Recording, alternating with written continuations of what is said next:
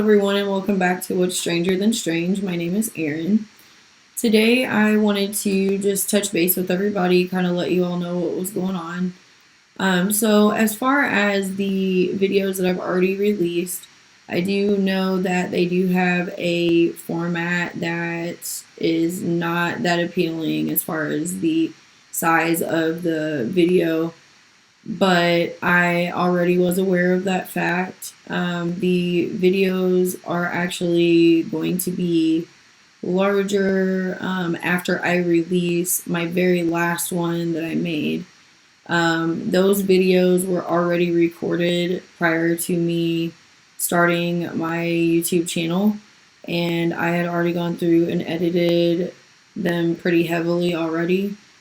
And the videos themselves are just a small portion of what I am going to be doing on my channel. But I was trying to let you all know, I already know that the videos need to be larger so that it's easier to see what it is that I'm actually reacting to. I also am aware of the fact that I do need to correct my audio. I knew that I needed to adjust it, but I was in the process of doing that, being that I am a fairly new YouTuber, being that I've only been out for, I want to say, a couple weeks now. But I did want to just pass that information along. There will be one more video that will be coming out probably around the same time as this one that I'm going to film today. But as far as content, we are going to shift gears today and transition into something a little bit different. So as I had stated, if you have watched my previous videos, reaction videos is only a small portion of what I'll be doing. I am also going to be discussing various topics. Today we are going to start on the series relating to supernatural phenomena. And this story that I'm about to cover, actually a series of stories, is something that I feel like people have heard of it. Whether or not you know the origin of the story, I feel like a lot of people have seen this particular phenomena covered in things such as movies. So,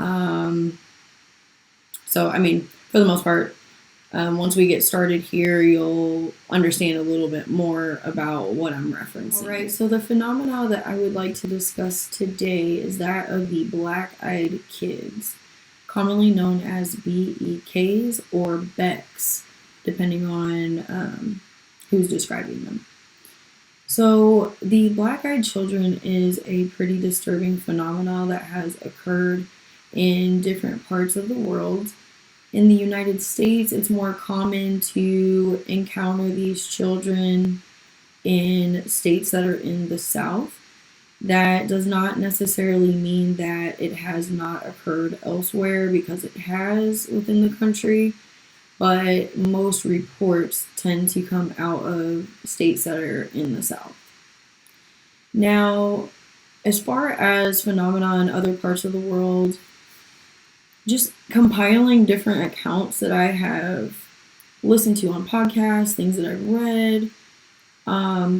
Some people have said they've seen them in places like Spain. I do know that it is common to see these children in England. We will discuss a particular area here in a little while that is known for a lot of black-eyed children activity. Now, as far as why they're so disturbing, I actually saw a video on PBS that was discussing what makes these children so disturbing. And I would say, just for anyone, it is basically the fact that it's a kid, or whatever it is appearing to be a child. So when you think of, being a kid, like at that time, that's the time that you're innocent. That's the time that, things are like more simple.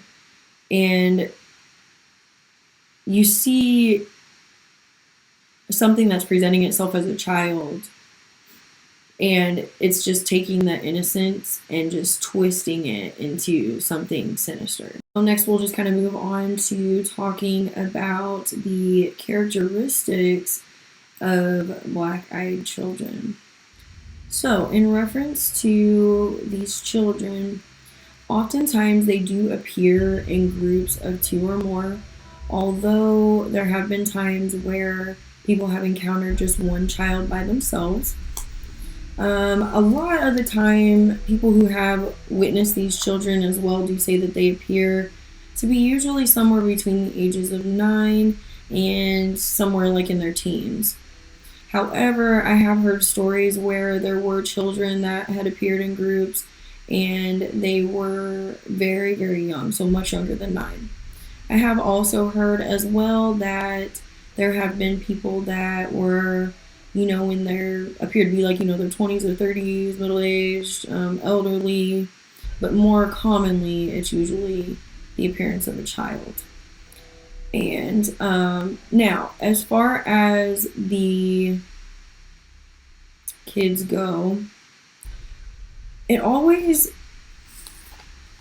seems to appear when you listen to people's retellings or accounts of these kids that when they do appear in a group of 2 or more, there's usually one that will kind of speak on behalf of everyone.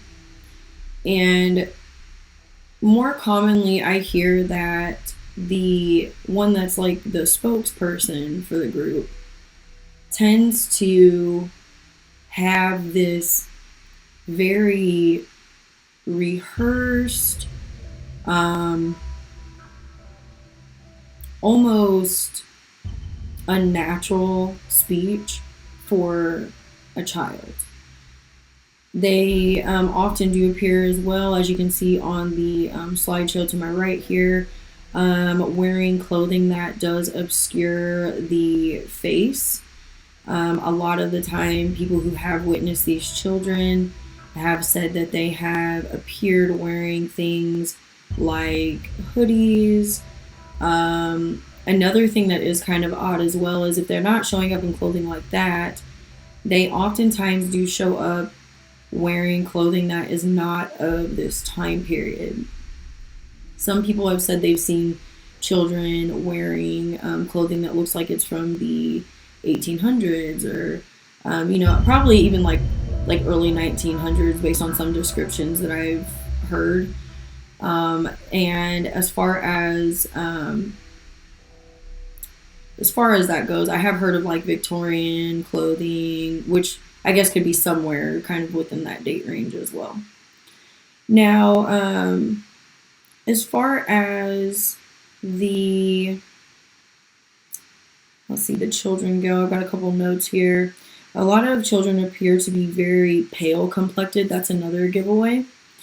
They usually will ask to use your phone. They'll be like, can I come inside and use your phone? Like if they appear at your house. If they approach your car, can I get a ride somewhere?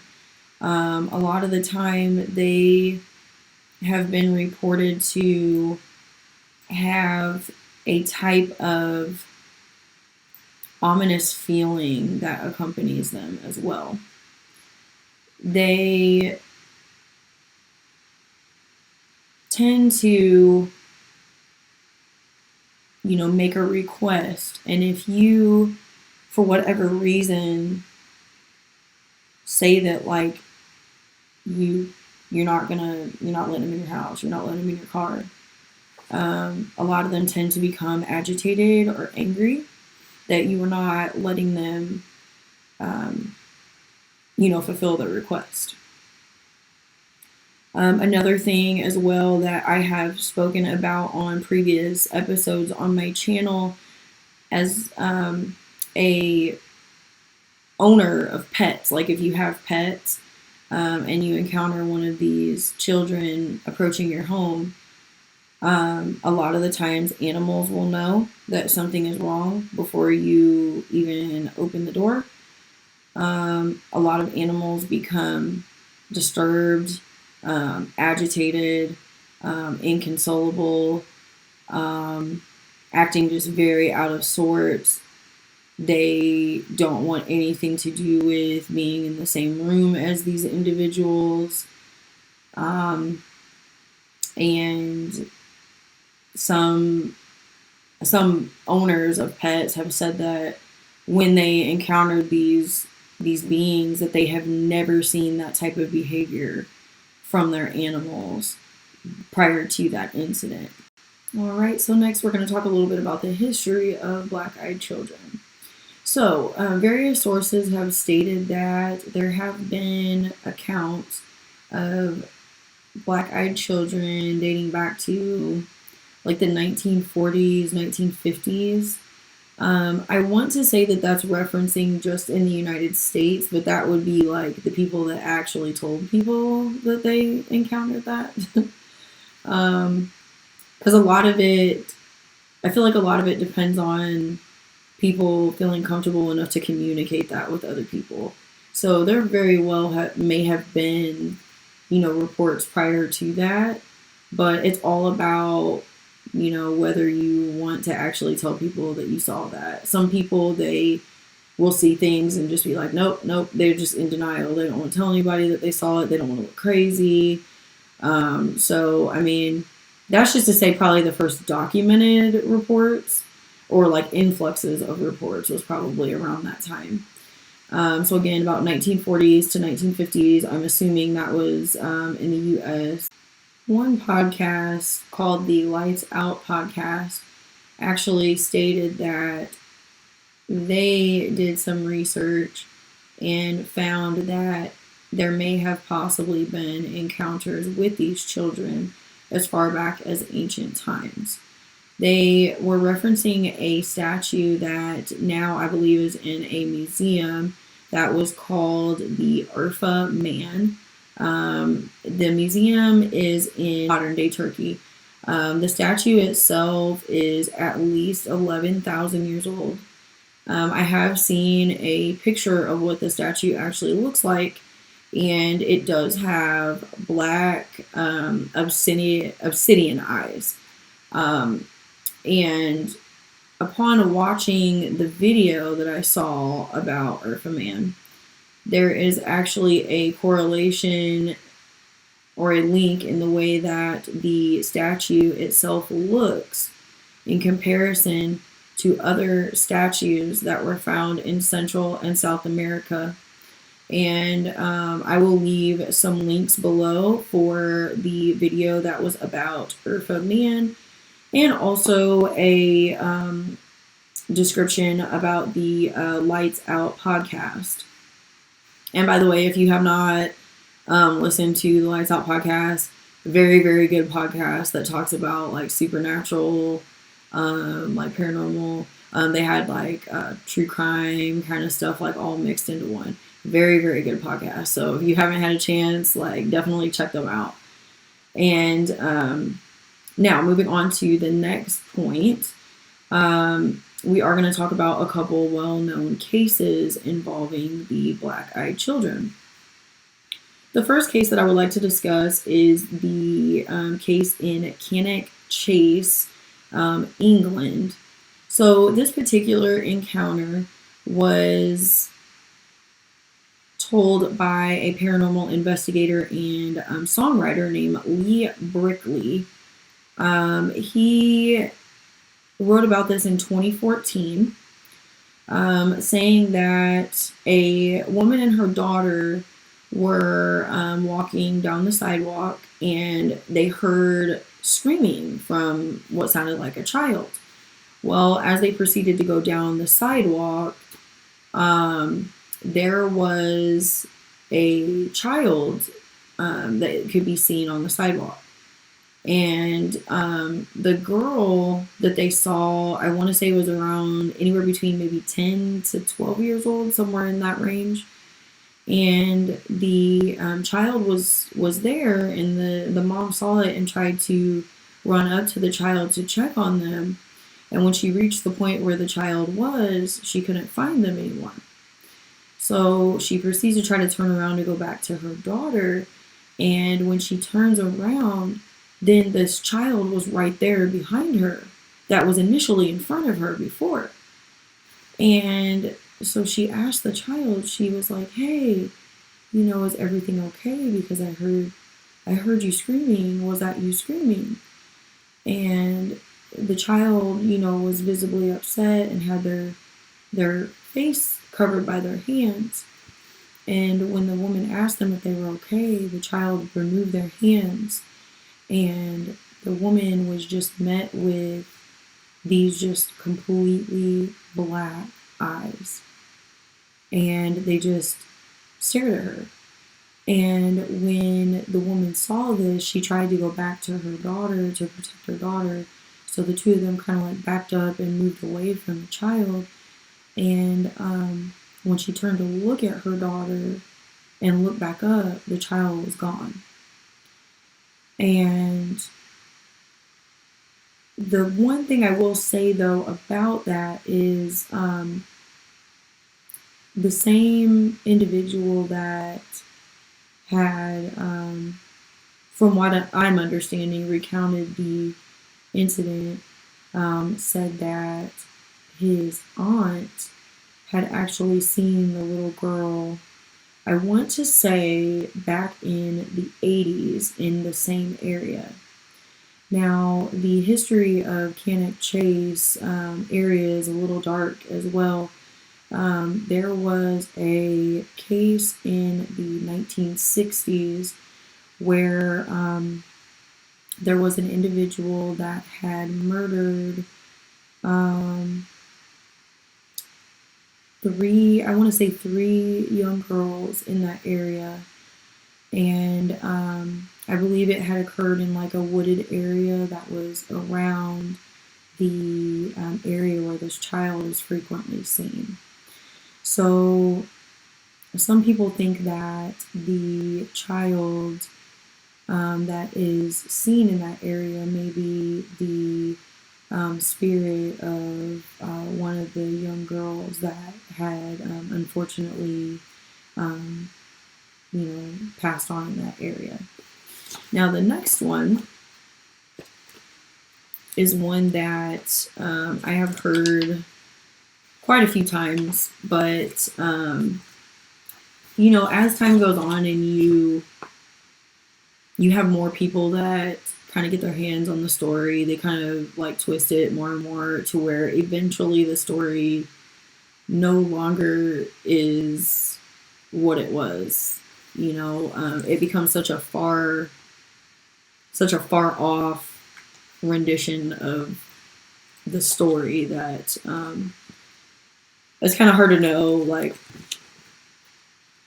what's been added and whatnot. So what I did was I actually went and found a video relating to the next encounter, and heard it from the source itself, or himself, excuse me, that actually witnessed these children. The next story I'm going to reference is an encounter that, again, had gained the most notoriety in the U.S. This incident occurred approximately April of 1995. I'm going to say 96, actually, 1996 to 1997.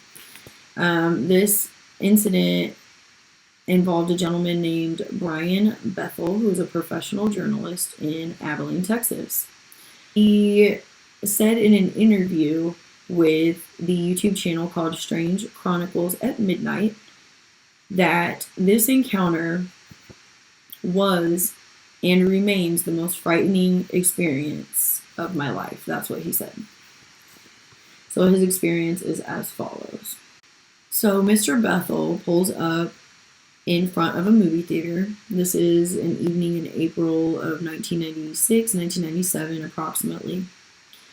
And he is using the light from the movie theater marquee to fill out a check in his car, because he was going to fill out his check and then go right next door to the movie theater and pay a bill.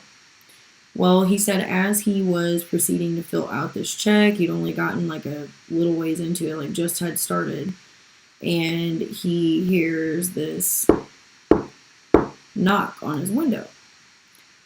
And he said that he stopped what he was doing and looked up to see two young boys, approximately the ages of 9 to 12, standing outside of his window. And again, I am assuming that the window was cracked because he was having a conversation with these kids. And he said the first boy that was in the front was described as having curly hair, kind of like olive complected. And then there was another boy that was behind him that was more pale and like freckly. And that was pretty much the description that he had initially of them. But both of them sounded like they had on clothing that obscured their faces, so like hoodies. And he asked the young boys, well, what can I help you? Like, what do you need? And the young boy that was in the front, that was acting as the spokesperson, said, hey, we forgot our money at our house and we want to see a movie. Is there a way that we could get a ride from you and go back to our moms so we can get our money for the movie? And Mr. Bethel said that he had like this really odd feeling before he realized the severity of the situation. Very, very odd feeling. And he was pretty disturbed by their presence, but couldn't quite put his finger on it. And he said that he thought about it for a minute, looked up at the marquee to see if there actually was the specific movie playing that they were asking for. And it was playing, but it was so late into the movie. Like he said, the movie had already like been playing for a while. It was so late into the movie that there was no reason for those kids to go home and get money and come back. And he said that just seemed even more odd to him. But then he said after he had looked up at the marquee, he then turned around and looked back at the kids. And at that point, he noticed that the boys had completely black eyes.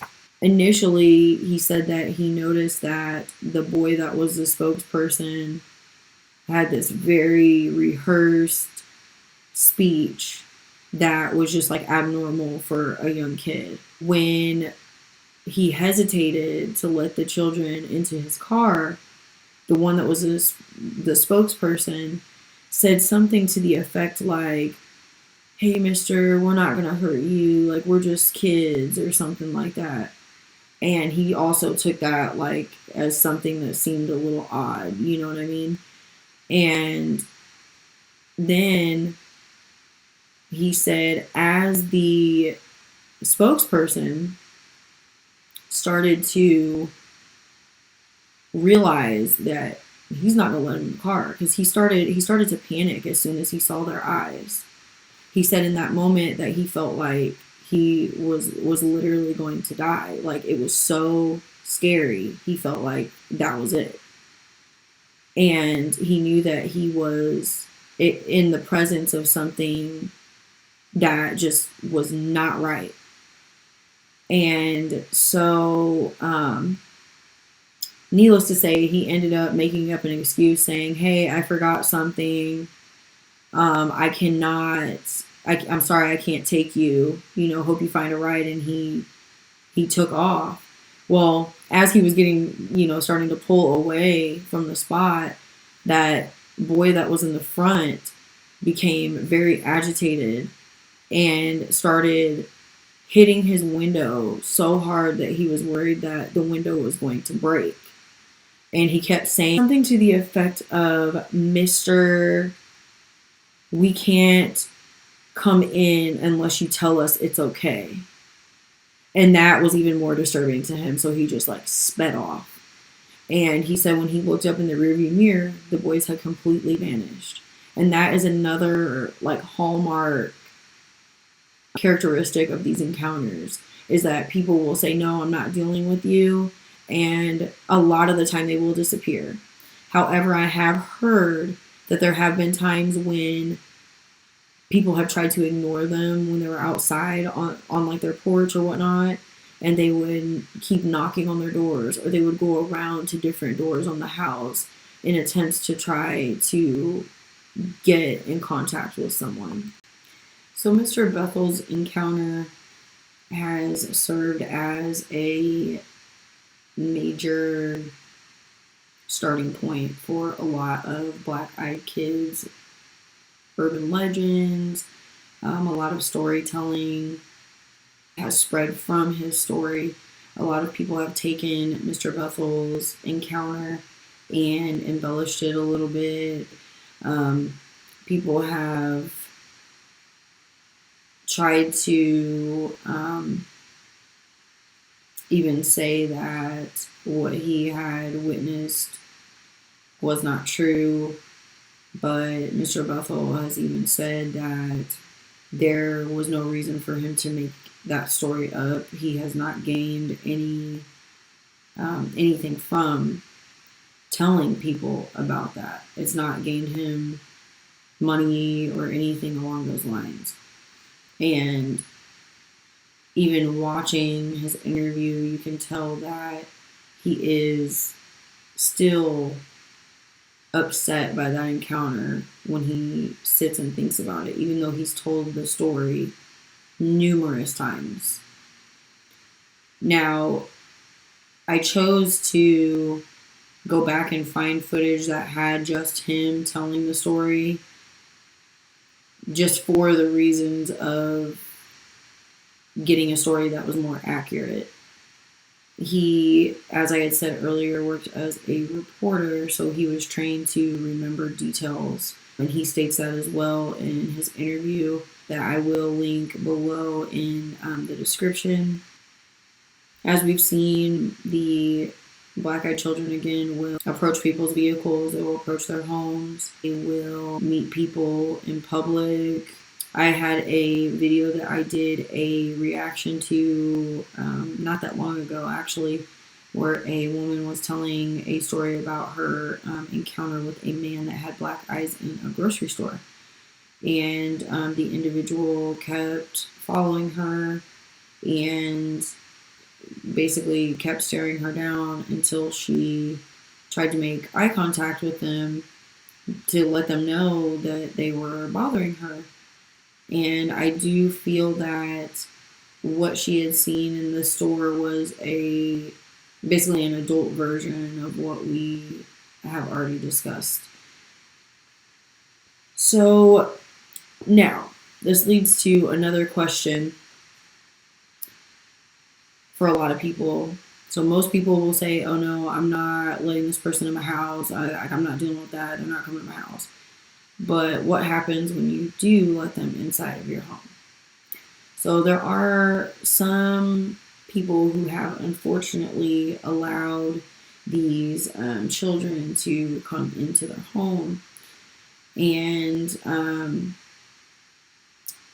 some people, may have like a family member that allowed the individual to get into their car. And when someone has allowed these beings to enter their space, it has always had terrible repercussions, terrible consequences. These consequences have ranged anywhere between, their pets passing away, unexplained illnesses. There have been, things like car accidents immediately after someone had an encounter with one of these children. There have been individuals who have had things like electrical phenomena occur in their house after these individuals were in their home and then left. So it's never a good thing when you do allow them into your home. There was one thing that was an interesting fact relating to illness. I did hear one story on, again, the Lights Out podcast, where the gentlemen were discussing the encounter that involved a young boy who basically, unfortunately, met one of these children. And following the encounter, he became very ill. And he kept going from one diagnosis to the other, to another, to another. Like, nobody could figure out what was wrong with this child. So finally, his parents get desperate, and they decided that they needed to seek help from the church.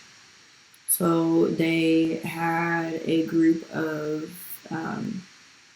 fellow parishioners meet with them, and they did like a prayer group for the child. And they said that ended up being the only thing that ultimately helped the child get better. I'll come back to that here later. And then again, to kind of reference the way that these beings exit the picture once they have attempted to try to, get their way by coming in your house or your car or whatnot. As I've said before, most times they just vanish, and there's no explanation. Like, you don't see them walk away, you don't see them, like, you don't even hear them leave. Some people, they just like look away and they look back, they're gone. And there was one specific incident that I do remember where a older couple had taken in two children when it was cold outside. And they said that they were waiting on their parents. Well, that encounter ended with the kids, saying that their parents made it. And this was like one of the only times that someone could give an account for actually seeing them walk somewhere or meet someone.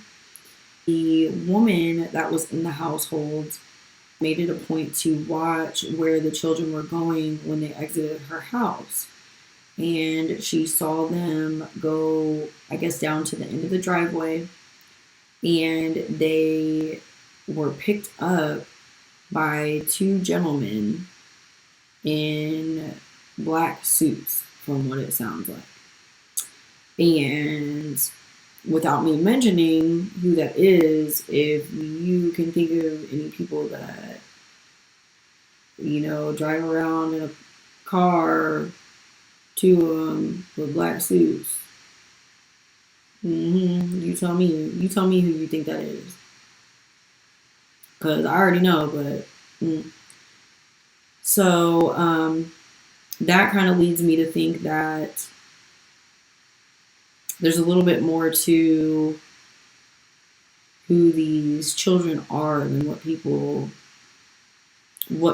think off the bat. Like, black eyes, you automatically think, that you know what they are. But it also leads to like other questions, like, who are these other individuals that are taking them with them? So why would they be associated with those two people? I wanted to also bring up some theories that I have.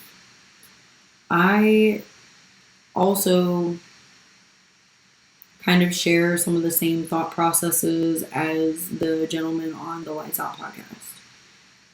I do agree with some of the things that they say, because I was kind of thinking along the same lines. And I'll kind of give you some explanations. But before I get to my theories as to what I think these children actually could be, I did also ask myself, just kind of my own accord, when you hear about these encounters, it's always like in the South more so. So it's like, why is it always in the South? The more I was sitting and thinking about it, it's kind of like, the obvious. It popped into my brain that I remember hearing that there are like major sections of the South from like Texas, I want to say all the way over to Florida, like most of Florida, that is considered the Bible Belt of the U.S. So when you think about it, most people, if you attend church, like if you attend like Christian church, for example, the Bible Belt is the place where there's a lot of Christian churches. And for Mr. Bethel's story to have occurred in Abilene, Texas, Abilene at one point in time, I remember hearing, had like a record for having like the most like churches in a city, or most churches per, like, I don't know if it was like per square mile, or most churches like on every corner, like that kind of thing. And then you're thinking about these kids having these black eyes, and you get this ominous feeling from them. To me, it kind of makes sense that there's a link there of some type, that you have a very heavy spiritual presence throughout that area of the U.S. And then you also have these things showing up in larger numbers than other areas geographically that have, these dark eyes, and, they just give you like a bad feeling. So to me, I think that it's intentional, obviously, that they're coming to that area. But that's just the theory that I have. And, if any of you, have your own theories, feel free to share in the comments, because I would really be interested to know if any of you have ever had anybody tell you that story. I mean, a story similar to it, or, anybody that has witnessed something like that. If you have, getting ready to wrap this up. So the next theory, obviously, that, if you haven't already picked up on it, like, I do think that there is a demonic element to these children. The reason, because I just think that, when you had that young boy, that the only thing that would help him was prayer. That's kind of a given, like something's up. And then, of course, the eyes, when people are around them or have close encounters with them, there's a lot of disease. I don't know if I want to use like pestilence as a word for it, but it's kind of like, it reminds me like more of like biblical things, like, that evil, afflicts people with disease.